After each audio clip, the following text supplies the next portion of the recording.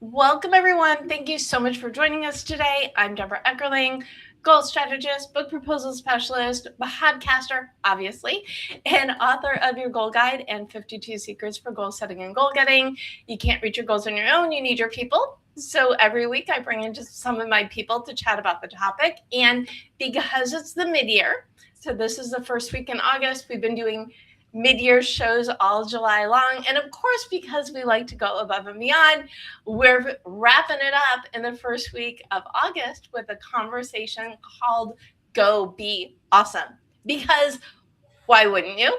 And I am joined once again by some of the fabulous achievers who I featured in 52 Secrets for Goal Setting and Goal Getting. We've got Dave Bricker, Stacia Crawford, and Jason Balls. And you might be watching us live, you might be watching the replay, or you might be listening to us as the GoalChat podcast on the Marketing Podcast Network, which, by the way, Jason is the executive director of, in addition to like the gazillion other things that he does. And I've been having fun in July. I believe that, July is the new January, but really every day, every week, every month is an opportunity to set goals, make new plans, really get reinvigorated about what you're working on. And August really is that bridge between, the beginning of the summer and getting geared up for fall. So why not really tap into your awesomeness? So of course, I brought together some awesome guests, and I'm going to see how many times. Is someone counting how many times I say awesome? Because it's bothering me, so it's a lot. I will let my guests introduce themselves because right now, all you know is that they're awesome. That's like 10, right? Dave Bricker, welcome, welcome. Who are you, and why is awesome like awesome? Well, It's going to be a long or really short show. who am I?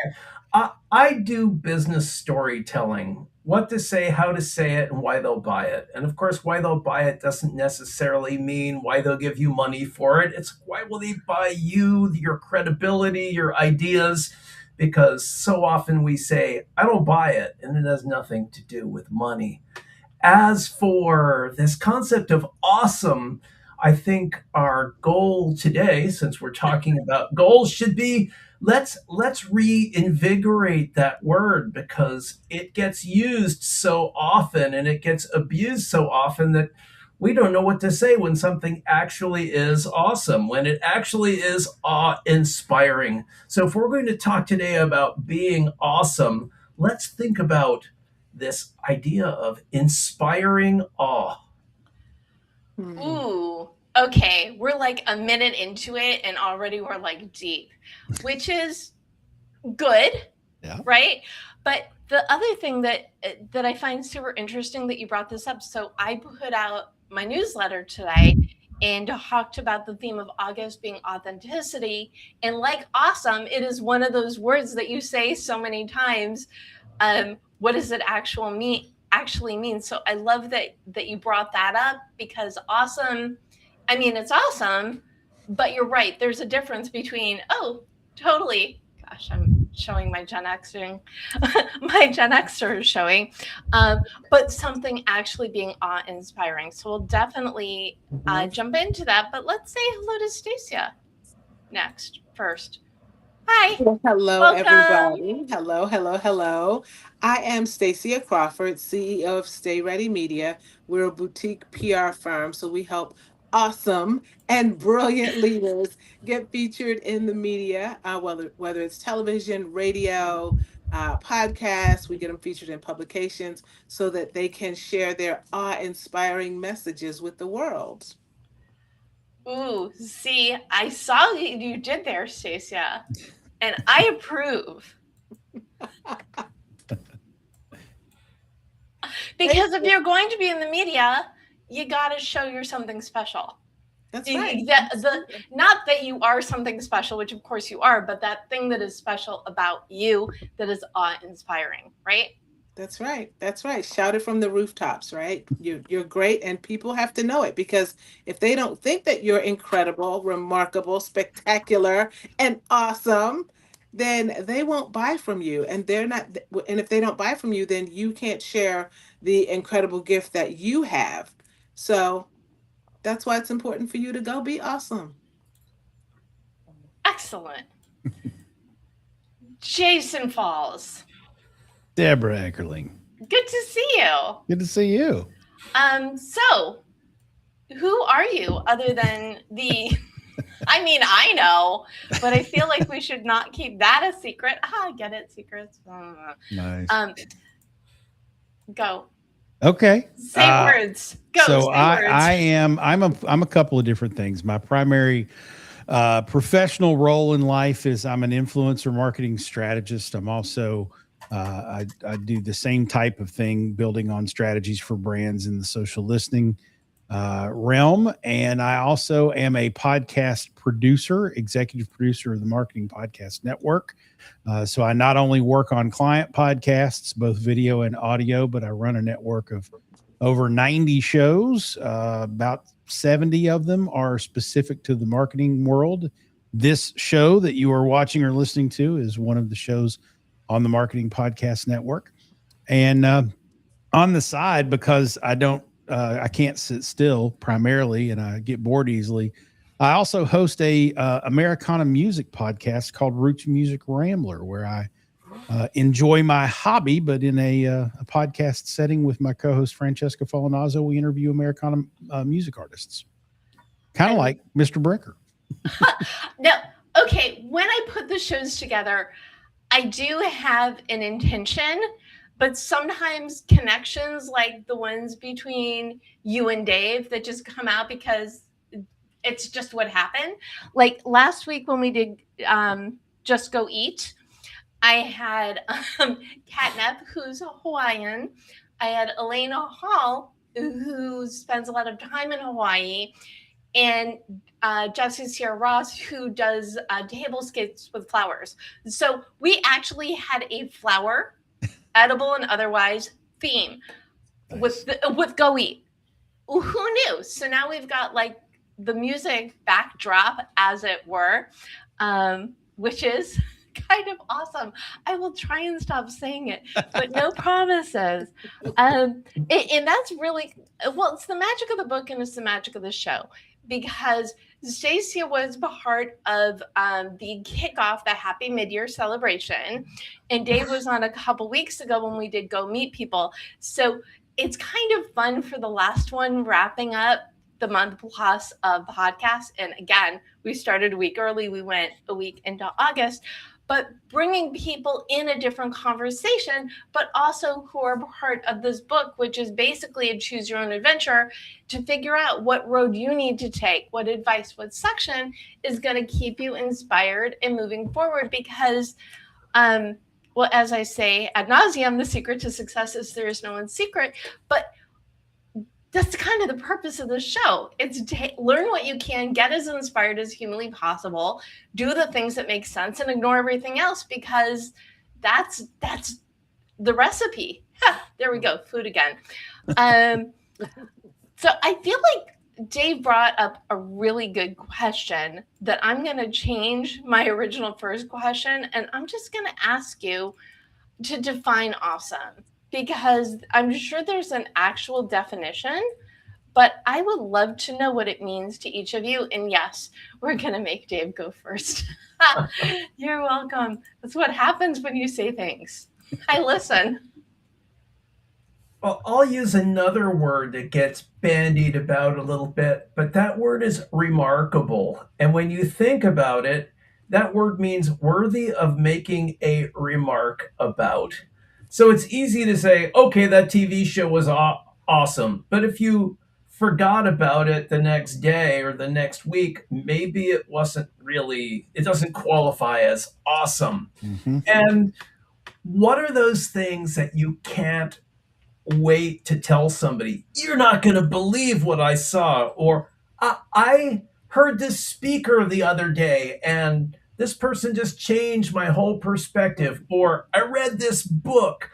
It's usually you got to expose to something. It could just be the two shooting stars you saw at the same time. Or what are those grand coincidences or mind-blowing experiences, I think the bar for awesome should be a lot higher than it is. So I'm going to run with Mhm. remarkable.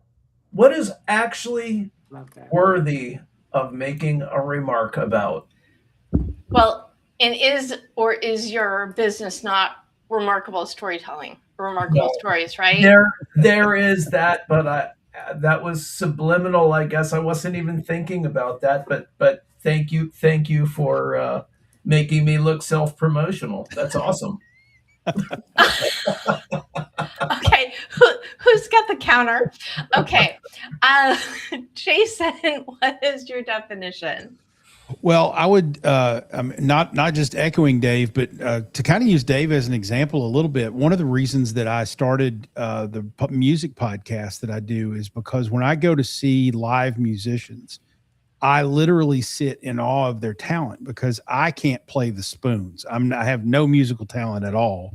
And so when I see someone who can masterfully play a guitar, even rhythm guitar, which is arguably less complicated than lead guitar, or a good bass line or a really good percussionist drummer, a great singer. These are talents and skills I don't have. And so I literally sit in the audience kind of in awe of the talent that I'm seeing in front of me. And I love talking about that talent. And to Dave's point, when it's remarkable enough for me to turn and want to tell somebody else about, that's an awesome experience. That's something that, like, I went to see the Odyssey last night, and I would call the Odyssey an awesome movie. It's long, it's an epic, but it's a Christopher Nolan piece that's just fantastically done. It's a great story, and I've told 5 or 6 people about that today. So that would qualify under Dave's, synonym of remarkable because I'm telling people about it, which means it was awesome. And so I just think of it in terms of the musicians that I watch and am in awe of, because those are the people that I come on my podcast and talk about. I turn to my friends who I know like music and say, hey, you should check out this kid, Austin Glassbell up in West Virginia, who's got a great new album out that I heard the other day. That's what I think of when I think of awesome, is people that make me stop and go, I got to tell somebody about this. I love that. Yes, because why keep it to yourself? Yeah. If it is that awe-inspiring, as it were. What about you, Stacia? What is your definition of awesome? You guys have taken all the good ones. No. I love remarkable, absolutely, being worthy of talking about. But I also think that awesome is being memorable, right? It's like something, again, it's like, yes, you want to go tell people about it because it just kind of leaves this imprint on you in some kind of way, right? Whether in your heart, in your mind, energetically. And to me, it means being noticeable, right? It makes people want to lean in, and they want more of it, right? When something is awesome, you want more of it. It just kind of encompasses you, and it's like you just can't get enough of it. So that's what I think of when I think of awesome. Nice. And they do all kind of go hand in hand, don't they? Mm-hmm. Remarkable, spreading the word, which is kind of what Stacia does, but also being so memorable that you can't get it out of your head. And by the way, you are the second person who has mentioned the Odyssey to me today, Jason. There you go. Must be awesome. Not the only one who thinks it's awesome, right? So what does it take to be awesome? I mean, it sounds like the same question, but I don't think it does, because this is, part of it is from the viewpoint of, okay, that's awesome.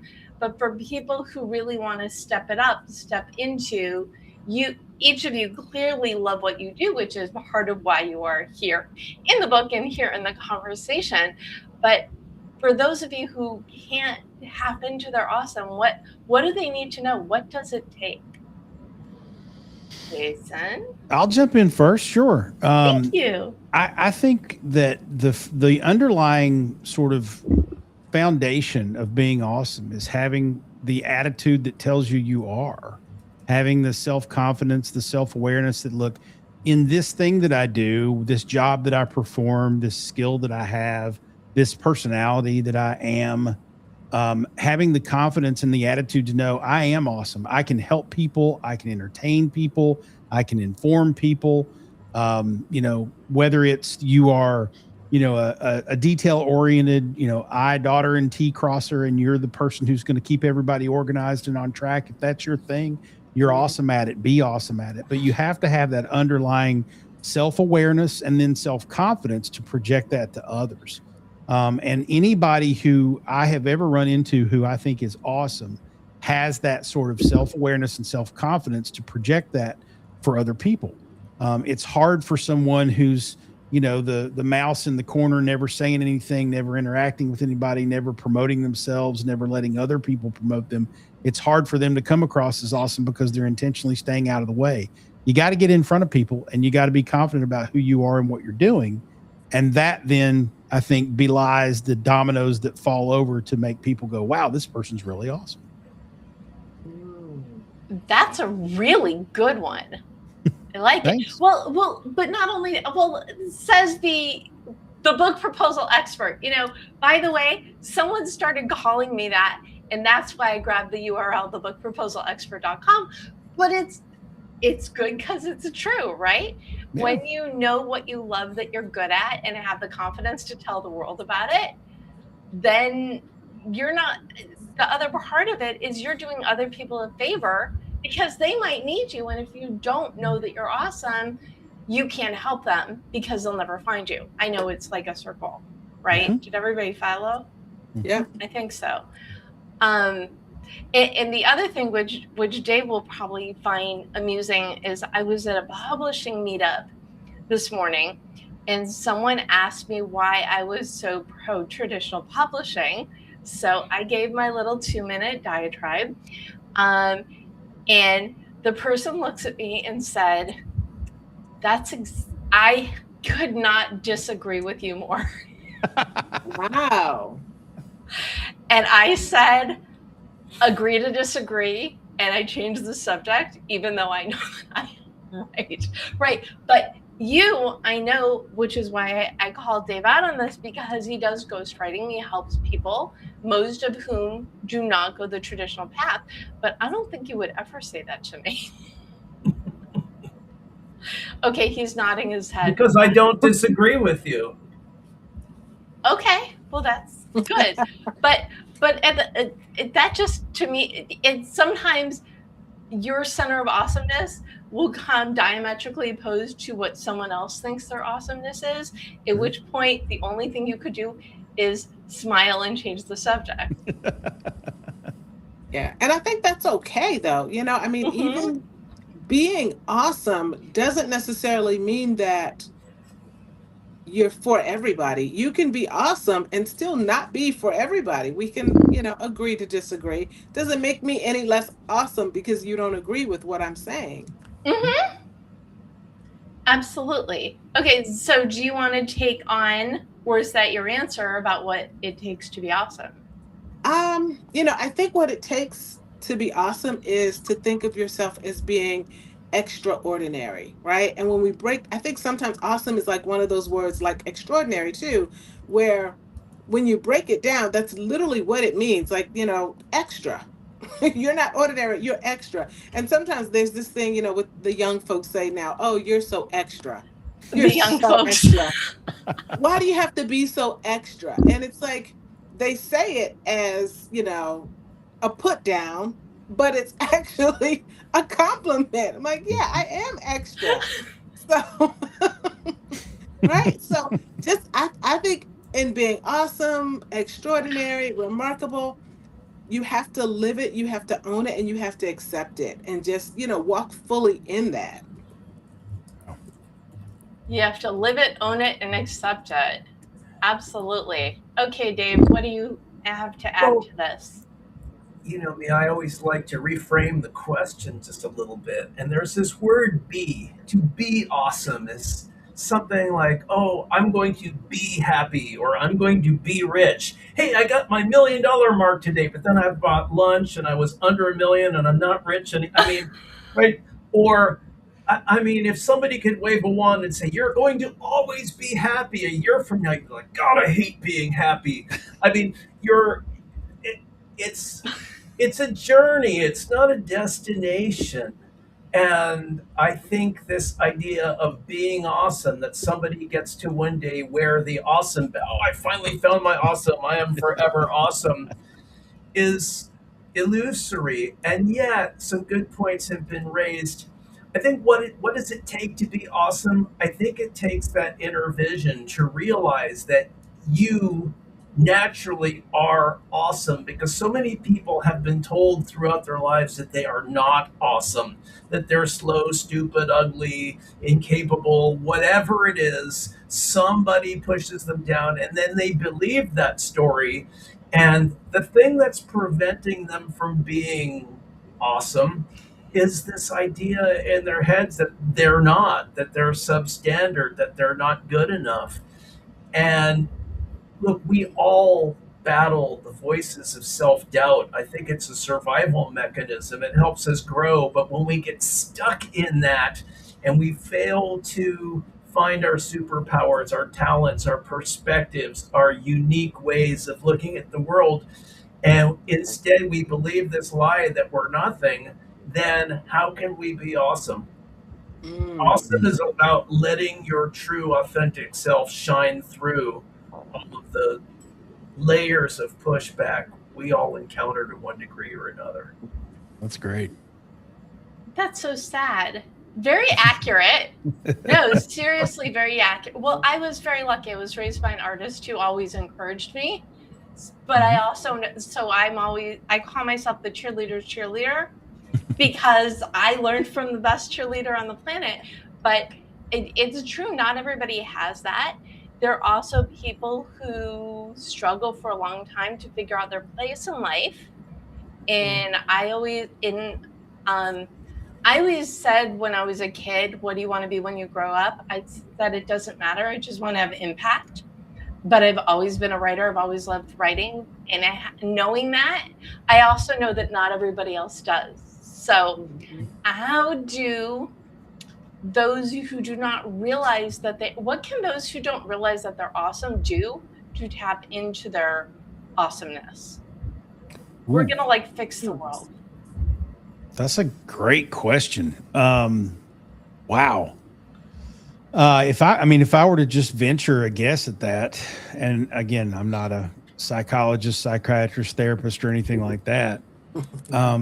But I do think that those words actually lead me down the path of self-exploration. I think if people have a lot of self-doubt or they don't feel like they're awesome, I think it's whether you are literally going to therapy, which I highly recommend, by the way. Been in and out of therapy for 40 years, and I love it because it gives me that opportunity to vent and get the self-doubt and negative thoughts out of my head so that I can lead with the positive ones, which are way more awesome than not.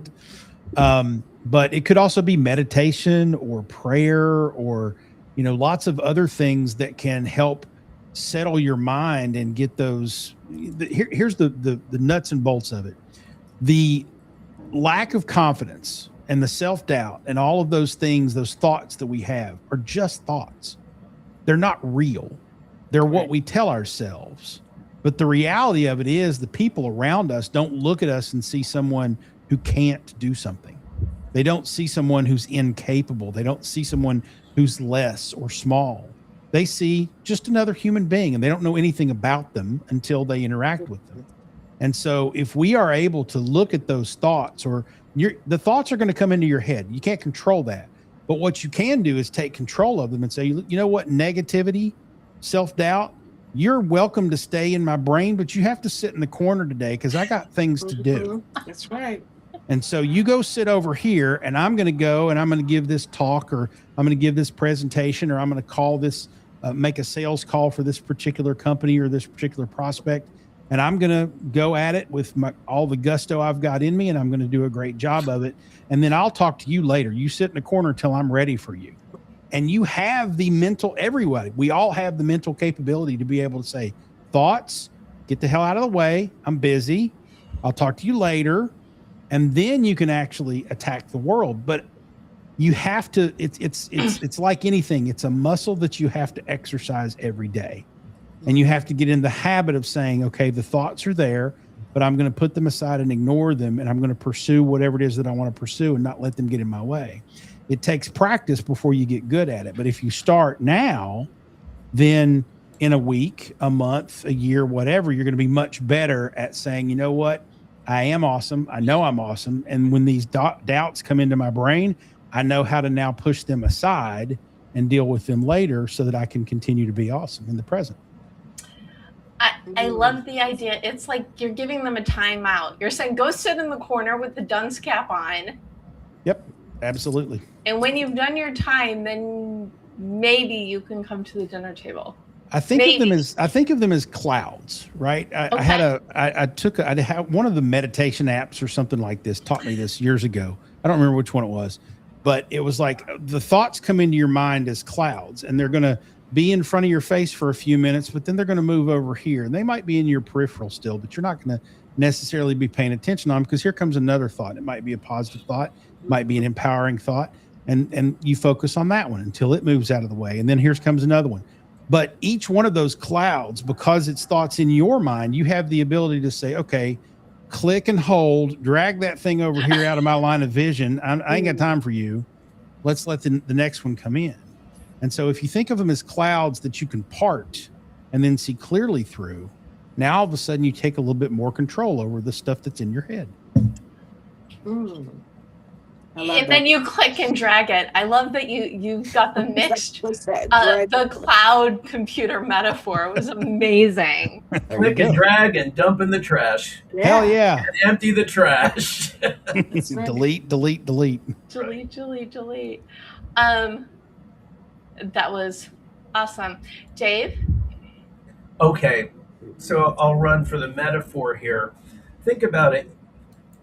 Your entire life, you're never going to look yourself in the eyes. The closest you will come is looking at yourself in a mirror.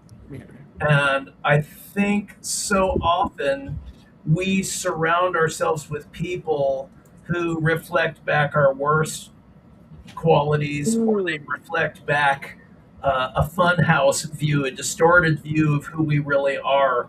And that's who we think we are. It's very important to surround ourselves with people who can recognize our strengths and talents. And then if we love those people and trust those people, we need to listen to them. And I'll give you a simple example. I remember a friend of mine gave me a compliment, and I said, thanks, but I mean, it was easy for me. It was nothing. I could do that in my sleep. He said, Dave, I just gave you a compliment. You chewed it up and spit it in my face. You're no fun to give compliments to. I realized it was, here I am thinking I'm so humble. Or I'll give you another example, and this is, I do workshops for speakers all the time.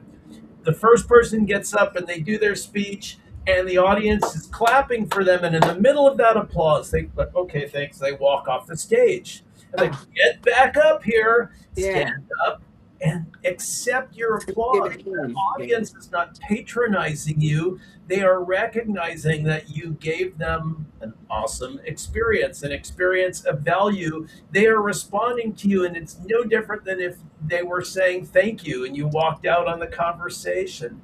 So we have to be able to receive, not only from the people we know and love, but from the strangers we have an impact on. Absolutely. And that was such a good visual too. You know, walking away while someone's applauding is like saying the nice thing doesn't really exist. No. And every speaker's done that. That's just part of our training as not me. I love it. Are you kidding? Leo here. Give me the spotlight any day of the week. But yes, I do understand. But it's really, and you bring about, both of you, such great points. It's, you do need to surround yourself with good people. You do need to believe them, because why wouldn't you? You know, we all know, at least I think on some level, which people in your lives that have your best interest at heart, and the few people that maybe don't. Be around the good ones. We know where the positive energy comes from, and usually just as easy to choose to be around those people, or if not easier, than it is the negative ones. You know, sometimes you can't avoid them, but when you're looking to lift yourself up, you know where to go. You just have to stop stopping yourself from going there. Okay, how many quadruple negatives? I want to say a hello to Lisa and Meryl who are watching live. Anybody else watching live and chiming in, we think you're awesome and we so appreciate you. Stacia, what do you think others can do to tap into their awesomeness? Definitely, you know, like you're saying, not dismissing that praise, but really accepting that and kind of being in it wholeheartedly. And I think sometimes we have to even remind ourselves of how awesome we are. And I mean that quite literally in the sense of, you know, keep an awesome file. When you do something great, when you do something that's worthy of praise, like keep a note in your phone, right? Where you can refer back to it. Because we all have those days when we feel less than awesome, right? Whether it's notes, whether it's journaling, it might even be post-its. Like I literally have a wall of post-it notes behind me because it reminds me that hell yeah, I am awesome. Um, Even on those days when I don't feel like it. And recognizing the power of our words. When we tell ourselves that we're awesome, we create that space for us to actually believe that and to live that way. And the theme of today is go be awesome. It's not go do awesome, it's be awesome. Yes. And so, right, and that's just it. It's like just be, because that's who you already are.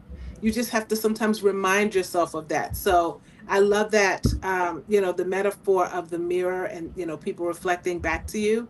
And also, you know, just remind yourself, whether it's something written, whether it's photos, whether it's, you know, you leave mantras and affirmations, repeat them out loud, right? To yourself. Put them in, sometimes I will even put them in a voice memo in my phone. And I go to bed at night with that playing in my head. Like, how awesome is that, right? Okay, wait, you leave yourself voice memos and then you listen to yourself. That's Yes. amazing. I love that. That's a great idea. Uh, one thing that I tell people, and Stacia knows this because she does my kicking off the new year and happy mid-year shows, but to keep a win list. So at the end of the day, write down 1, 2, 3 awesome things that you've done, wins for the day. It can be surviving, it can be making soup, it could be, you know, doing outreach, whatever it is. But that way, when you're in a slump and you're like, things aren't progressing as quickly as they should, because guess what? They never do. Time's funny that way. But this way you can look and see all of your actions and activities, and that will help you see that you are getting somewhere, even though it feels like a slog most days, weeks, etc. Right? Yeah. So what I want to know is, we're talking about tapping into your awesomeness. I would love to hear from each of you. What makes you feel the most awesome, the most yourself? Dave? I can give you a couple of examples. One, I think, would be interacting with some of the wonderful people in my life. I have no toxic people in my life anymore.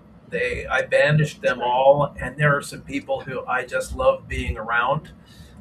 Another thing that I find is just more than the sum of its parts is playing music with other people, because there's such a give and take. There's the listening, there's the responding, there's that whole dialogue in a language that goes beyond words. And then another one for me is sailing. It's different every single time, but I've I've spent I spent 15 years living on sailboats and traveling and never get tired of it. The wind is different, the waves are different, the circumstances are different, and you adapt to that and you kind of become one with the wind and the sea and the waves, and almost without thinking about it, the boat becomes an extension of yourself. So it's another experience, very much, I think, like playing a musical instrument. You become something larger than yourself. Very nice. Love that. Jason?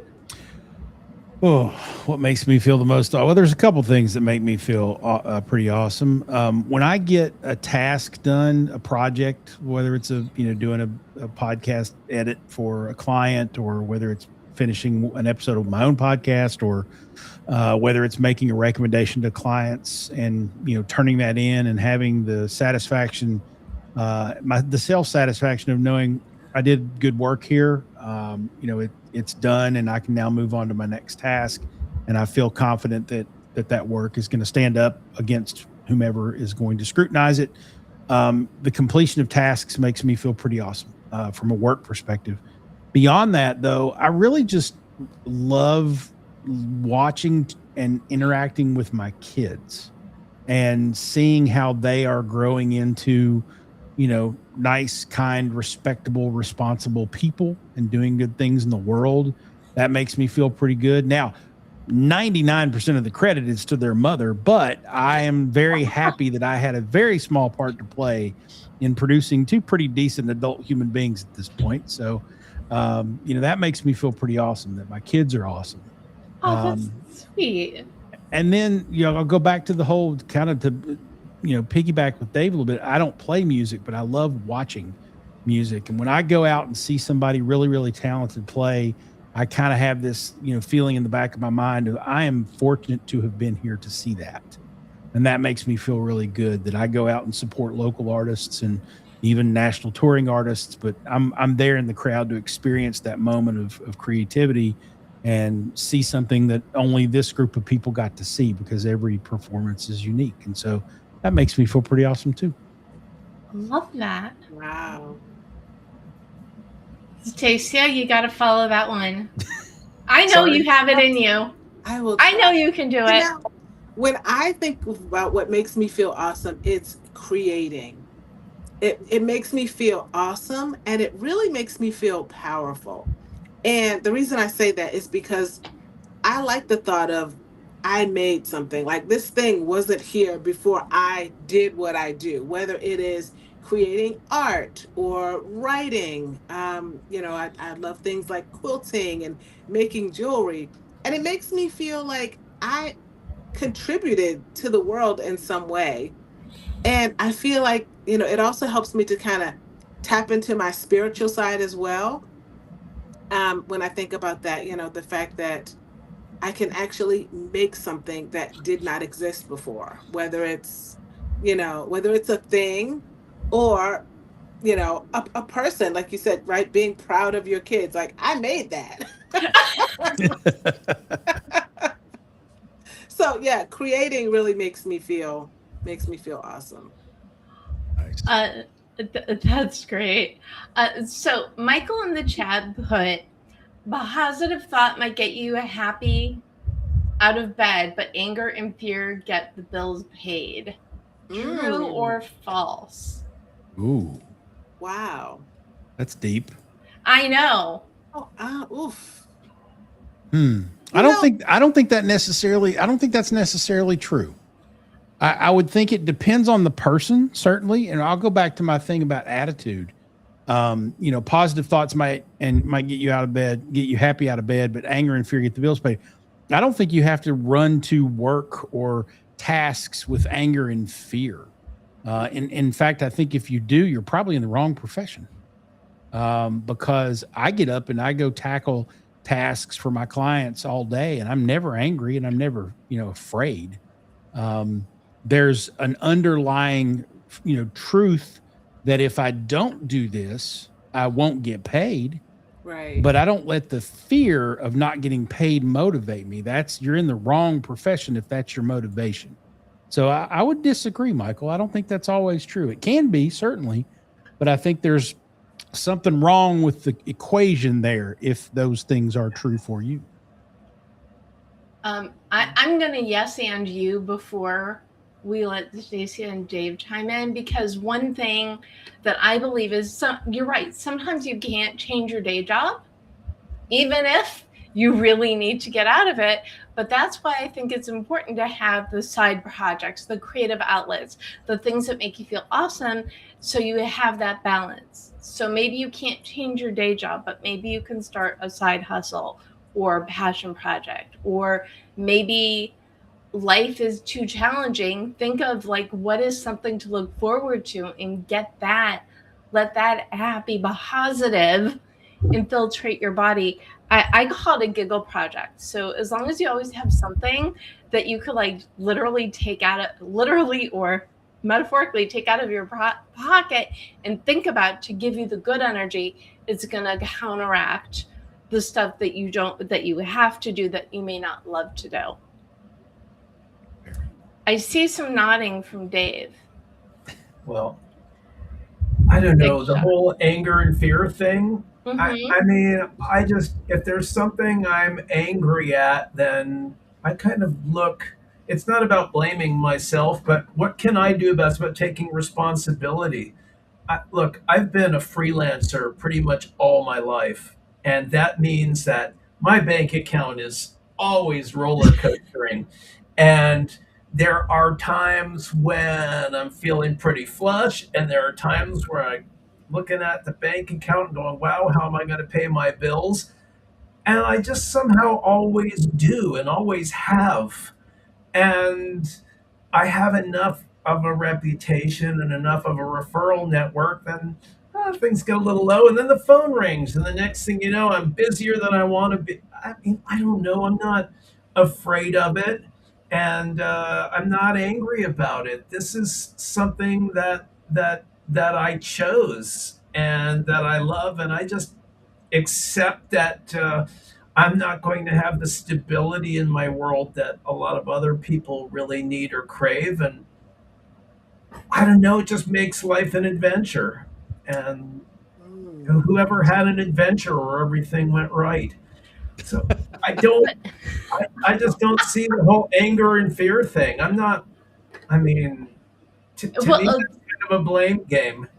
Well, but the other thing, and you and I have this in common, is that my life is mostly toxic people free, because it's a choice. There are some people that, so maybe it's not 100% of the time, but most of the time, that also falls into play. Because and then we can go down a rabbit hole of affirmations and vibrations and all of blah, blah, blah. The scarcity mindset is like a snowball. That's a really interesting analogy when it's hotter than what outside. But there are different tactics of it. But I think it does go back to the choices that you make, whether you work for other people, which people you work for. If you have no choice, what can you do to counterbalance it? It's not just the one thing. It's the life in a harmony, rather than, because there is no balance, only harmony, as it were. Stacia, did you want to chime in? I mean, I would just say I don't wholeheartedly agree with that, but I do think that for some people, that might be their motivation. There are some people, I've even heard, what is it? There's a saying, something about revenge is the best motivator, something like living well is the best revenge. Right. So it depends on what motivates you, right? Like and I think there's also some belief that we as humans, we're either going towards something, or the fear of something else is what motivates us, right? Like back from in the days when we were chased by dinosaurs and lions. I mean, and I just think that's not the world that we're living in, and I do believe that we have a choice. I really do. And I'm not saying, I don't think that it's a magic moment. You snap a finger and, I no longer have anger and fear. But I think that when we're intentional about it, we can be motivated by other things. We can be motivated by happiness and joy, instead of anger and fear. So I think that we actually do play a part in that. I think part of it also goes back to what Dave was saying at the top, which was that awesomeness is a journey. It's not just the chasing the one thing. It is the decision to live with awesomeness in your life. I'm paraphrasing, but I think it counts. Before we go into goals, I'm gonna ask you each one more, like a rapid fire question, which is, if you are not feeling awesome, what do you do to up your awesomeness factor? Drugs. No, I'm kidding. Sorry. Sorry. Knee jerk reaction. I'll answer first, and I'll answer seriously this time. I really think it's taking a few moments to take a step back and clear your mind. It's you getting rid of those thoughts. You wake up on the wrong side of the bed. It's some people would go back to bed, wake up again. That's fine. But for me, it's always just go sit quietly, take a couple of deep breaths, and try to just get back in touch, center my brain so that I'm not thinking about anything. Clear all the thoughts out of my head.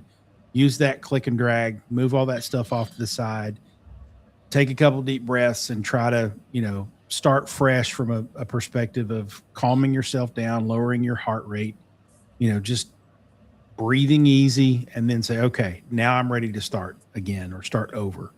And so if I'm not feeling awesome, I'll start the day off by a little meditation, or sometimes I'll get a cup of tea and go sit on the porch if it's nice outside and just say, I have a lot to do today.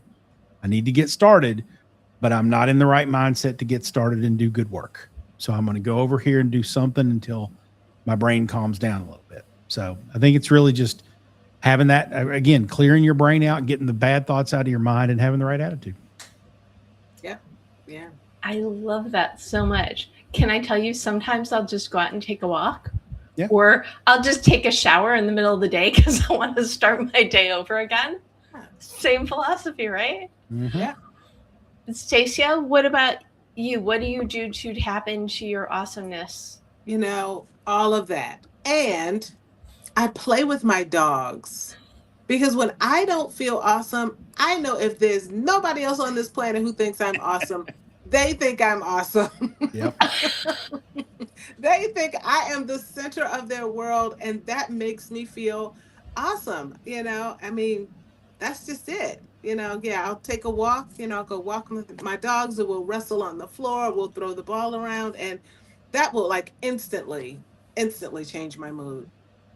Well, to talk about, being around beings that think you're amazing to make you feel better, I think dogs literally the ultimate being for that sort of thing. 100%. Dogs are the best people on earth. Yeah. That's a great way to put it. It's the truth. They are. Yep. Dave? Okay, I'm going to go back to what I said earlier, which is that No repeats. No, I'm kidding. You can. awesome. It's not about whether I am awesome or not at any particular time, because I think it's always a spectrum and it's a moving target. And look, I'm very fortunate. You want to hear something awesome? I don't have to work 18-hour shifts screwing toothpaste tube caps on at a factory in the Yukon in December, right? I'm Perspective. right. Yes. I'm fortunate to live in the best time in the history of humanity. We've got the best tools, the best toys, the best communication, the best transportation, the best medicine. Never seen anything like it. And I don't take it for granted. So part of it is just thinking about things to be grateful for, and there are many, many of them. But then I'm a multimodal person. And if I'm feeling like, wow, I'm trying to write and I'm just not feeling it, then I'm going to go play guitar, or maybe I'm going to go develop some software, or maybe I'm just going to go hang out on the sailboat. And I have so many wonderful things I can do. And I have this vault in my brain full of ideas that I plan to get to one day or not, depending on how complex and expensive and involved they are. And again, I live in a time where thanks to AI, I can do things in a few hours that I would have needed 6 figures and a team of engineers to do 6 months ago. And it just gets better and better. So again, what you said, Deborah, I'm creative in one way or another, and I just pursue whatever I need to pursue to continue to feel awesome. I'm fortunate to be able to do it, and sometimes that can be taking a nap or playing with my dogs. And all of those things reinforce the other. I'm a better writer and editor because I take time to do these other things rather than force myself and turn it into drudgery. So, what do? I just shift gears and do something else that's feels satisfying at the moment. I feel like we all have that in common, that we all do enough different things and we just happen to all love all of them. It's just a different thing for different day or time frames. So Everyone says pick a lane, and I'm more likely to say pick a superhighway that's got a bunch of lanes on it. They're all moving pretty fast. it goes back to know thyself, know what makes you happy, know what works. Again, the secret to success is there is no one secret. Take things out for a spin, do the ones that work over and over again. And if something doesn't work, there's so many other things that you can do to test out, to tap in, to set goals, to keep you healthy, to keep you moving forward, as it were. Okay, friends, it is that time for us to gift goals to the audience. So what is something that people could do today, tomorrow, immediately to tap in or be more awesome or let people know that you're awesome? Really anything on the, as Dave says, spectrum of awesome is fair game for gifting goals today. So who wants to go first? Stacia. Okay. Who wants to go first? I am volunteering you. I will go. Well, you know what? When I think about that, it's like my brain always goes to these really weird places. But I'm like, I haven't even mapped this out, but I'm gonna say it. It's gonna sound crazy, but I would say create an awesome jar. And I'm literally coming up with this in my head. I'm visualizing this. What I'm going to do, and this is a goal for everybody else. Get some random Post-it notes. Write all the things on it that make you feel awesome. Fold them up and put them in a jar. And then every day, pick one. Just pick a random one and do that thing. So if it's listening to music or read 10 pages of your favorite book or go for a walk, take a shower in the middle of the day, right? Little things that just kind of take your awesome meter up. Just a hint. Yeah, and do that for 7 days, 30 days, forever. Forever? Yeah, because you could you put the slips of paper in and then you just put it back. Yep. And then you pick, if the next day you pick, or to make it easier on you, pick it out so you've got 7 different things for 7 different days, and then you can put the slips back in and mix it up, so that way you're not getting the same 2 ideas in a row. But yes, yeah. I love that. Do what Stacia said. Be awesome. Love it. Okay, Jason, what you got? I'm gonna borrow an idea from the 52 Secrets for Goal Setting and Goal Getting, which I contributed to, and my idea is from what I submitted for the book, which is I want you to put on your calendar every day, sometime in the morning, maybe when you typically have a break between calls or meetings or whatever, or midway through the morning, 10:30, whatever. And then in the late afternoon, not all the way to the end of the day, but 3:30, put 2 15-minute blocks on your calendar. Put them on there to repeat every day at that time. And for those 15 minutes, what you're going to do is you're going to walk away and you're going to sit quietly and you're going to get all those clouds out from in front of your field of vision. You're just going to sit and say, okay, move all that to the side, clear your brain, take a couple of deep breaths. You can call it meditation if you want. You can go get one of those meditation apps and learn how to meditate if you don't know already. But just clear your brain for 15 minutes. Don't think about anything. Try to zone out. Mm-hmm. Don't look at your phone. It's not, transferring your attention over to get your dopamine somewhere else. But clear your brain. Put it on your calendar twice a day, short 15 minutes. You don't need a whole lot of time.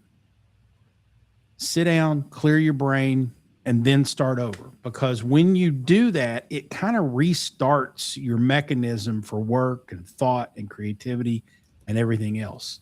And you'll find, I think, after you do it a few times, that it makes your, especially that one in the middle of the afternoon, makes the last couple hours of your day a lot more productive than they normally are, because you're not as slowed down as you typically are, because you stopped and you've recharged your battery a little bit. Twice a day, 15 minutes, mid-morning, mid-afternoon, or late afternoon, but not at the end of the day. 15 minutes, sit quietly, clear your head, deep breaths. That's a good goal. I love it. I do have on my calendar dance break every afternoon, but I will admit I don't do 15, I do 5. That's okay. Do what you can do. I mean, Right. it needs to fit into your schedule and your calendar. I do that, and there are days when I can't make the 15 minutes because I've got back-to-back client calls or whatever. But if one ends early, I do what I need to do in terms of getting a refill, going to the restroom. And then if I've got 10 minutes, 5 minutes, whatever, I just sit quietly, take a couple deep breaths, try to get my head clear so that I can go into the next call more refreshed. I love that. I love that too. So I'm thinking, so what I do is I do my dance break in the evening, and then I take a walk after dinner. So I get the 2 breaks. I unintentionally, psychically do this already, because that way I etch a sketch my brain, and then I can get a little bit of work done in the evening. So I actually am already doing that. There you go. And I have to also add this. So I'm friends with a couple of the dog moms, or I've become friends with a couple of the dog moms in the area. And these 2 dogs, whenever they see me, they recognize me. So I get puppy time now too, Nice. which is amazing. Anyway, so that's the other reason I take my walk after dinner, because that's when I find my dog friends. Okay. Dave, goal? Okay. Couple short ones, though. First of all, think about this word awesome and what it really means, because it's not something we should just be tossing around to apply to things that aren't awe-inspiring. Think back on your memories, your feelings, and take an inventory of that handful of the most awesome moments in your life when something absolutely blew you away, and make that your standard for awesome. Really, really think about what that means. Number 2, look at the people around you, and if you don't have someone you really trust to reflect your authentic self back to you, then you need to go on that search for somebody who is awesome, because the rest of it's just poison, and you're not going to see your inner awesome unless you have people you trust to tell you what it is. And it's just a matter of, you could ask your dearest friends, what's my superpower? And they might surprise you.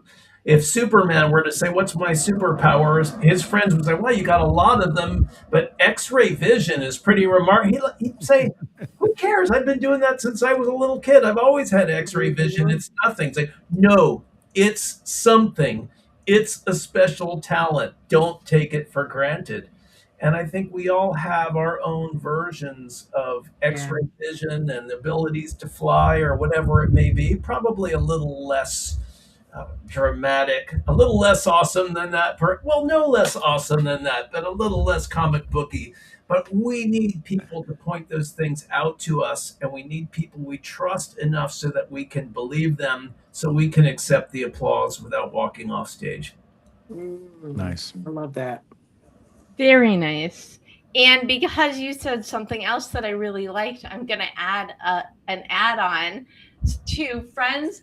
Tell us where people can learn more about you, but also share, what is your superpower? So Dave, where can people learn more about you, and what is your superpower? People can learn more about me at remarkable-stories.com. And then I also have a website for writers, speakers, publishers, book designers, and storytellers at speakipedia.com, speakipedia.com. And what was the other question? What is your superpower? My superpower, I think, is the ability to take somebody's idea, their tangled narrative, because people have the smart person's curse and they know exactly what's going on until they have to explain it to other people. It's like the craftsman with a messy workbench that only they can use. And I help people straighten that up and get the story out, figure out what it is, make it understandable for everybody else so they can share it. That's my superpower. Nice. Wow. Awesome. Okay, Stacia, where can people learn more about you and what is your superpower? You can learn more about me on my website, stayreadymedia.com, or you can find me on all my social platforms, Stacia Crawford or Stay Ready Media. I'm all over there. My superpower, I think, is really seeing the beauty in people's stories, oftentimes before they even see it. It's like recognizing that, people actually have stories that are worthy of being told and being shared. And yeah, everybody's got one. You just got to tap into finding out what it is. Amazing. And Jason, same questions. So fallspartners.com is the main website for what I do. And then you can also find me at jasonfalls.com. And then the marketingpodcasts.net. There is an S on the end of that. It's plural. Marketingpodcasts.net is where you can find all the wonderful marketing podcasts and podcast production services.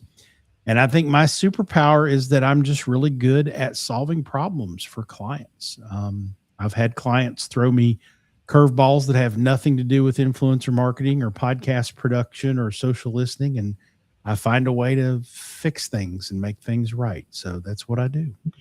And that is incredibly awesome of all of you. And I am at the Deb Method everywhere. And if you go to the debmethod.com/blog, you can get the recap and the replay and the goals and the thoughts and the inspiration. So you can take some of these ideas out for a spin so you can better tap into your awesomeness. I am live every Monday at 4 p.m. Pacific on Facebook, LinkedIn, and YouTube. And then these episodes magically appear on all your podcast platforms through the Marketing Podcast Network every Thursday.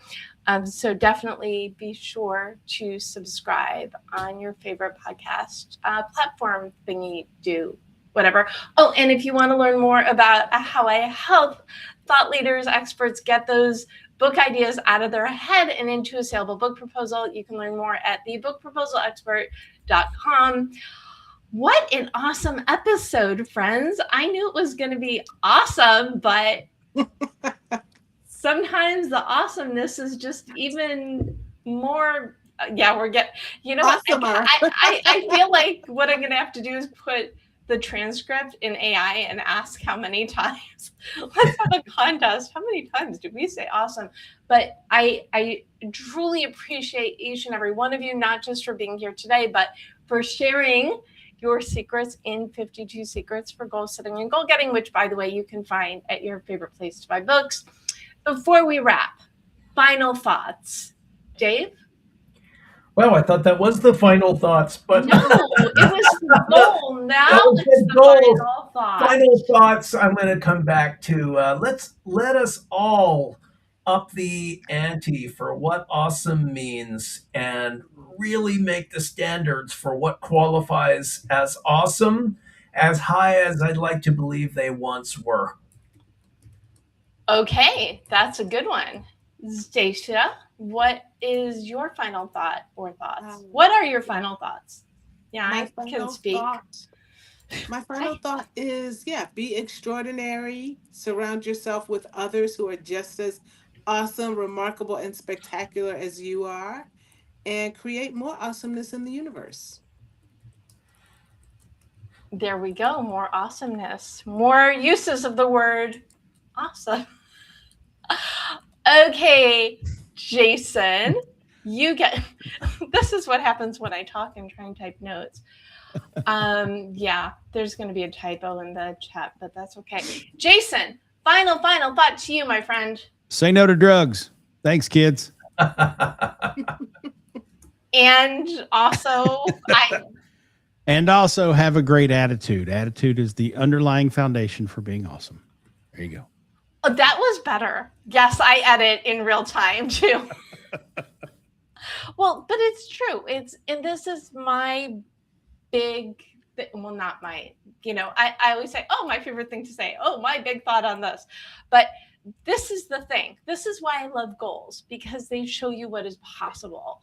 They help you figure out what life you desire, deserve, aspire toward, and they help drive you forward. So, and you should be awesome, because guess what? You already are. It's just a matter of tapping into it, living it, and enjoying the journey of awesomeness. Thank you again for joining me, Stacia, Dave, and Jason. Thank you for tuning in. So go out there and go be awesome, because we know you can do it. Thank you, Deb. Thanks all.